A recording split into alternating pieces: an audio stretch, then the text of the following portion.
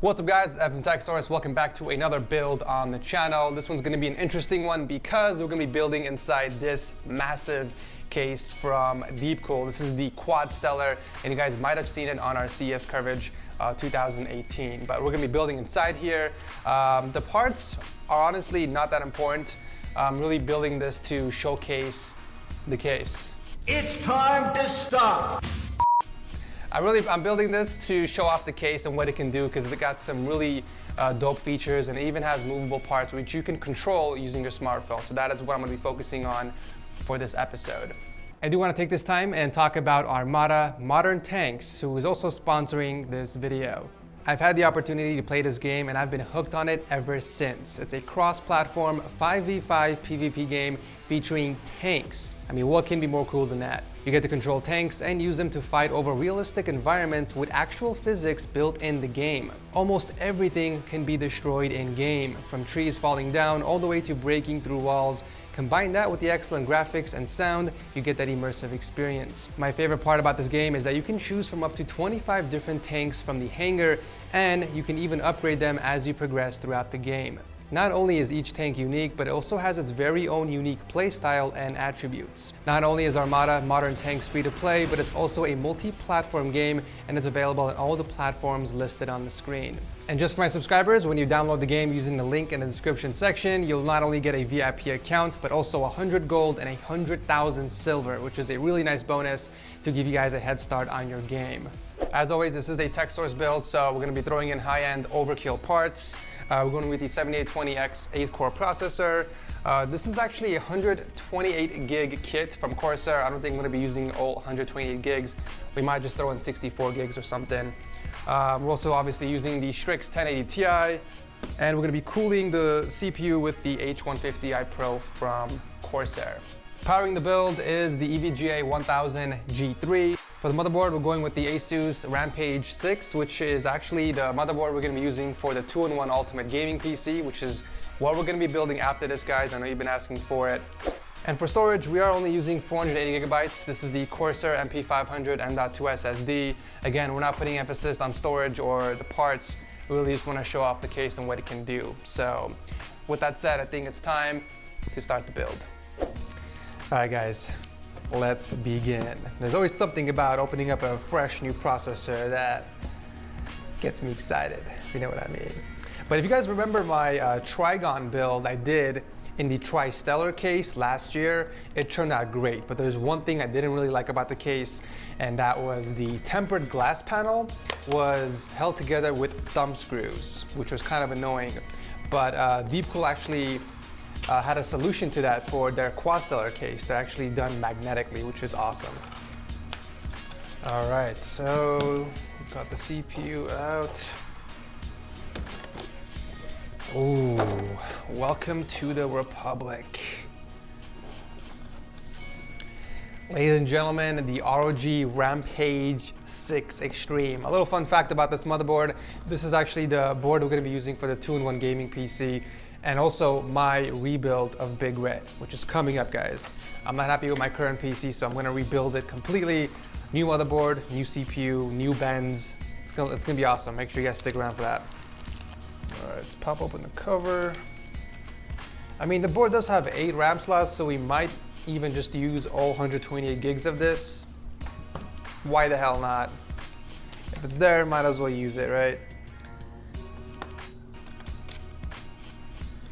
So yeah, guys, 7820X. So I mean, if there was a purpose for this PC, it would be for pretty much anything, right? Gaming, streaming, productivity.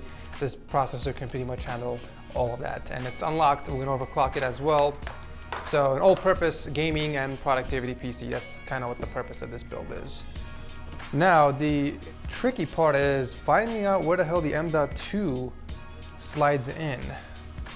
We've got this massive cover over here. I'm guessing it's gonna be underneath it, so there must be a way that I can pop this off. This is the first time I've actually built using this motherboard. Oh, there it is, I can see it already. There's one down here, and I'm guessing there's one more over here underneath the first PCI slot. So let's go and pop this cover off.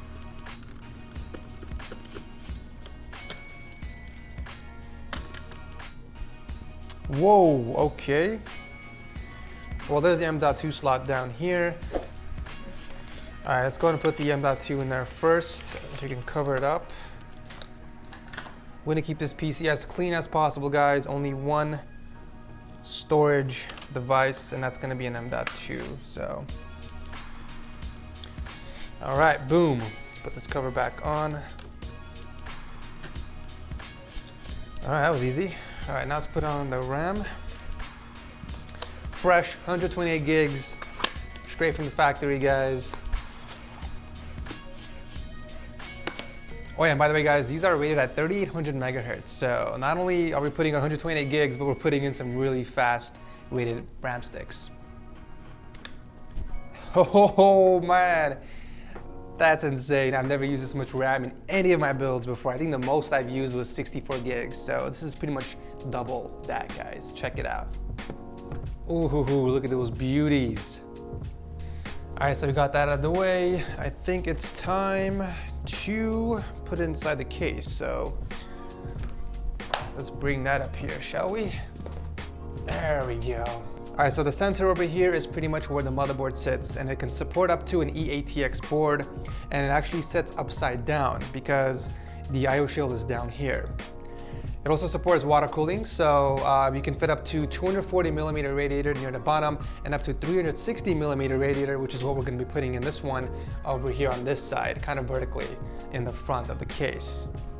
The back over here is where the power supply sits, and on the top over here is pretty much the storage unit. So guys, this thing has up to 9 bays. So you can fit up to 9 hard drives or SSDs, and there's even an extra SSD tray right here in the front. As far as SLI, you can actually support up to 4-way SLI or 3-way crossfire, whatever your motherboard can support. You can fit that many GPUs inside this case because there's plenty of clearance on the bottom. Now, if you guys are going with a single GPU configuration, you can also mount your GPU vertically on this side because it does come with an extension belt, a PCI belt, whatever you guys want to call it. So yeah, but for this build, guys, obviously we're going with a single 1080 Ti, so I'm just gonna mount it over here on the top, which I think will look cooler.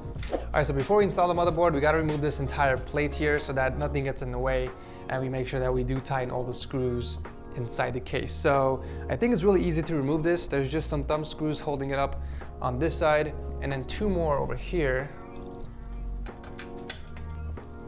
All right, so once those 4 thumb screws are out, I think you could just slide this off. Just like that, okay.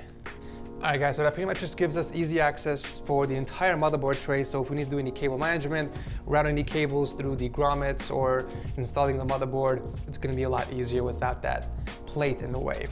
I just noticed that this fan is in the way. So if we're gonna be using the 360 millimeter radiator from Corsair, we're gonna need this entire plate open. So we're gonna have to remove the stock fan.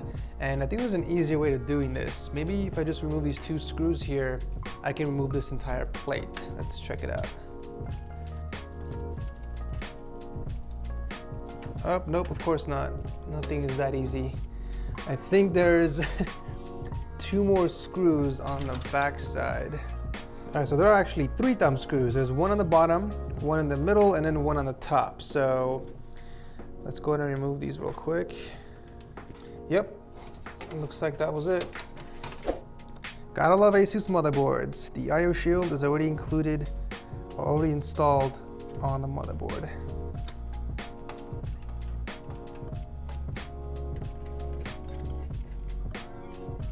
All right, it's time to install the power supply. Again, we're going with the 1000 G3 from EVGA. And the case has plenty of clearance for even like the super long extended power supplies. So you have this entire space over here, not only for the power supply, but also to store up all the excess cables. So I was thinking about going with custom cables, but since they're gonna be covered anyways inside the tempered glass panel, and we're really just showing off the case, I said, why the hell now, let's skip it this time around. Because you guys know, I pretty much use custom sleeve cables in almost every single one of my builds. Sometimes it's okay to use the stock cables, okay? They're not that hideous. They're pretty bad, but still. All right, let's see how this fits in here. There we go, just like that, and then I just have to screw them in.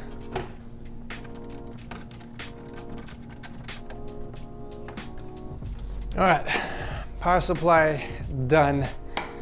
It's time to hook up some cables. 2,000 years later. All right, so now it's time to install the H150i cooler, but there's actually something interesting about this, and I'll tell you guys, because we're not gonna be using the stock fans that come with this. All right, so instead of the stock fans, we're gonna be using the GamerStorm MF120s. Now, there is actually a major design flaw with these fans. The way they're designed, it's always gonna be used as intake. I do gotta say that the packaging on this is premium. I've never seen packaging quite like this on any other fans. So GamerStorm, good job. All right, so these are the fans itself. So this is what I was talking about, guys. The way it's designed, so if you want airflow coming in the opposite direction, you can't really switch it around because of the way the fans are designed. So yeah, that's why there is a design flaw with these fans. As cool as they look and as great the cooling performance is, fortunately there's only one way to use them. All right, now it's time to install the fans on the radiator. So fortunately there's only one way you could put them on.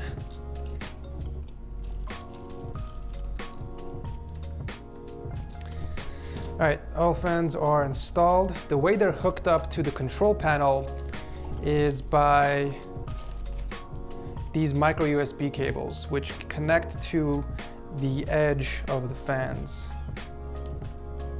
like this. So one end hooks up to the edge here, and then this end connects to the back of the control panel. And to give power to the hub, you have to hook up the SATA power cable that comes with it. And then of course this end connects to the power supply.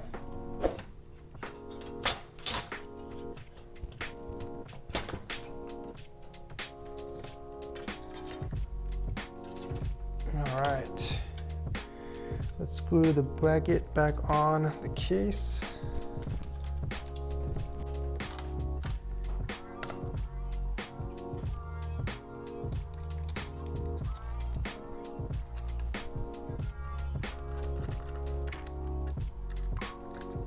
So there are two ways you can mount the GPU, guys. The original way, where you just sit it on top of the PCI slot on the motherboard, and you can actually leave this off so you can see the entire motherboard and the GPU. Or option number two, you can use the included vertical bracket with the extension belt. And just to change things up a bit and to show you guys what it looks like inside the Quadstellar case, we're gonna use the actual bracket. So I'm gonna put this back on.